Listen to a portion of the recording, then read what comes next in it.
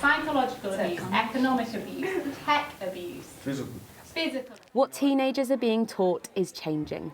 At this school in North London, they're taking part in a workshop about healthy relationships. You're such a flirt, and that just annoys me. Role-playing scenarios to help them navigate life outside of the classroom. We'll start seeing more of this as lessons become mandatory, with the government's violence against women and girls strategy focusing on prevention, intervening early to challenge harmful behaviour. We heard in the workshop phrases like toxic relationships, toxic masculinity. Does that sort of reflect what you're seeing online? Yeah, of course. I feel like most people have experienced it, and it's not a good feeling, and it's good to learn how to deal with it and what to do in that situation. Online, sometimes they think is like, oh yeah, this is like socially like right to do, like this is fine. And then you learn from another person, like an expert, and they're like, oh no, this is type of like manipulation, this type of abuse. Ministers are trying to tackle the attitudes of boys in particular, with specialist training for teachers and plans to refer those as young as 11 for misogyny classes.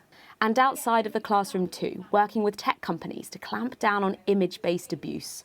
We used to think a young person in their room was safe, and now they're not safe. They're at risk of things like sextortion, so being pressured into sending intimate images, or even deep fakes, so it isn't even an image of themselves, but it looks so realistic that other people believe them. The government want to prevent, but they also want to stop what's happening now, with promises to improve rape and sexual offence investigations in every police force and better support for victims too.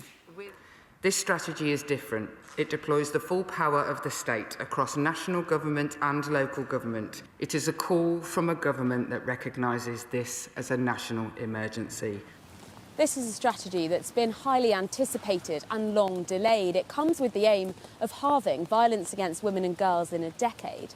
The scale of what confronts that target is massive, with around 1 in 8 women being a victim of domestic abuse, sexual assault or stalking in the last year.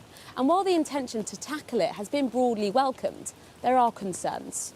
Concerns particularly from victims groups, with fears that a focus on prevention could result in driving up referrals to services that say they're struggling, with some shutting down. My largest worry is that the more it's successful, the more we drive and allow victims to come forward, we need to have the resource, the funding in place to be able to properly support them.